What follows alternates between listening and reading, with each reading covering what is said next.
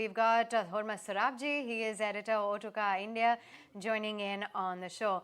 Hormazd, lovely to have you as always. Now it's M&M joining the EV race. Pricing is quite aggressive as well for the XUV 400. How big a threat does this hold for Tata Motors, which has a lion's share as of now in the EV space?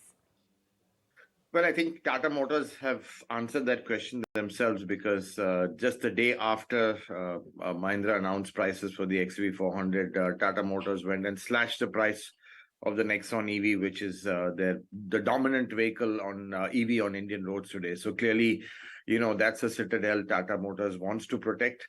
And I think I was quite surprised at that immediate reaction.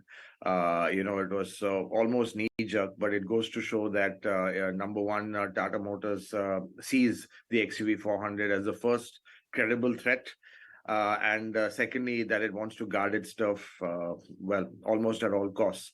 So I think clearly seeing this price cut, across the range, they've increased the range also of the Nexon EV Max through some software updates.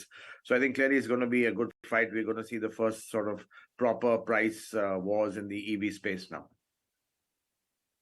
Oh, yes, indeed. The fact that Tata Motors as well went rather aggressive with their price cut. So what's the estimate then, Hormazd, on the market share for Tata Motors and M&M in terms of their revenue share within this space in the EV space, or market share rather, sorry? Well, I think, Tata Motors definitely has the upper hand because, in 3 years, they've kind of completely dominated the EV space. I think, 85+% with all their models.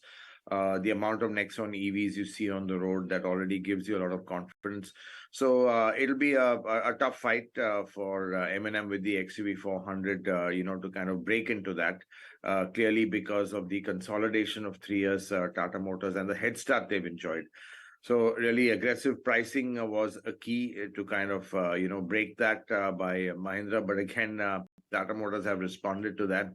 I think overall the XUV 400 also has a lot going for it in terms of just the way it drives. It's got more space, so it's got some advantages. But again, as I said, the Nexon EV is really now quite a proven product in that sense, and there are a lot of them on the road. So it's going to be a tough fight. I don't think M&M is just going to be able to walk in and grab market share. But looking at the company and just the laser focus they have on their business, I think, I think this is one market that they're going to go after, absolutely flat out. Yeah. Well, absolutely. And as we can see, a price war of sorts with M&M upping the ante with the XUV 400, Tata Motors responding. Hormazd, good morning. This is Nantara joining in on the conversation as well. Now, Maruti's chairman, R.C. Bhargav, very famously said a year ago, exactly about a year ago, that the butter has gone from Maruti's bread and butter segment. He was talking about Indians taking more fancy to the bigger cars and the excitement missing in the small cars. Maruti is clearly late in the EV race, but in the Auto Expo, we did see what it plans to do by 2025. Can Maruti do in the EV segment what it did in the small car segment, especially when you're seeing M&M and Tata Motors, etc., have a head start? Absolutely. I mean, you can't write off Maruti at all. And I think their EV play is a little delayed because it's linked more to a global play along with Toyota and even other Japanese partners. Maruti is part of this big consortium, which includes Daihatsu, Mazda, Subaru, Toyota, Denso, the suppliers. So it's a massive kind of consortium which is going to be for global markets. So whatever Maruti produces is going to be really a global product that can be exported, not to Europe and Japan. And that takes a bit of time. Obviously, what Maruti and this whole thing is not as nimble as, let's say, a Tata Motors or even a Mahindra in that sense, or like homegrown companies. But I think when they do come out, they will be a very, very serious player. And looking at the EVX concept, it's clear to show the direction they're going. They're going slightly bigger. They're going to have a large battery pack. And clearly, this vehicle is a global product, not just for India, but for Japan and Europe as well. So, I think that's from Maruti's standpoint, this is going to be big.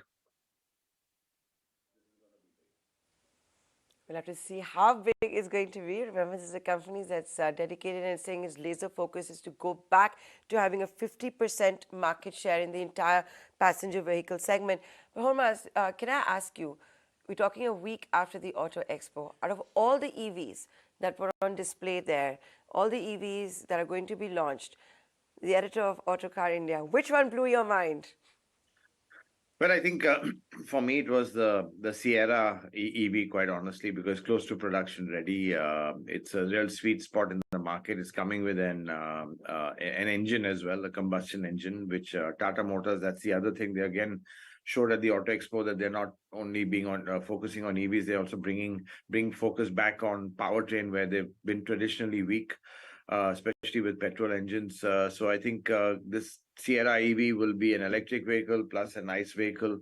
It looked fantastic, very spacious, just the right size, about 4.2, 4.3 meters. And more important, it fills a gap in the Tata Motors range because you have nothing between the Nexon and the Harrier. There's a big wide gap which Tata Motors has been waiting to fill. So you've got two models coming in there, the Curve and the Sierra. So I think the Sierra to me really looked good. But having said that, I think the one which has the most potential is the EVX concept, because that really is the first indication of Maruti's EV future. They've revealed their first global platform. It's a skateboard which is the dedicated EV platform. So yeah, I think Sierra really emotionally that really sort of grabs your heart. But if you look at the EVX from Maruti, that's really serious business. And Hormazd, now that there is so much competition, Tata Motors has gotten aggressive, with M&M's foray. Do you think that now there could be a lot more price competition, and can EVs potentially get cheaper than this? Absolutely. I think there is going to be price competition. Don't forget, it's a small player, but Citroen, I just drove the EC3, which again is, targeted at the budget end. So that again is going to be competition. It's in the mass segment. You've got MG Motors launching a very compact, EV, which is really a city runabout. So though these, I don't think will compete head on with Tata Motors and Mahindra. They're all fringe players which are kind of adding or crowding up the space which was once only the turf of Tata Motors. So clearly with that will be more competition, and with competition comes keener pricing for the customers. So pricing will be an absolute key factor going forward as there's more competition. All right, thanks very much. Pricing is really going to be a key factor as we see competition heating up within the EV space. Hormazd, good to have you on board. Thanks much for joining in with that perspective. Quick break.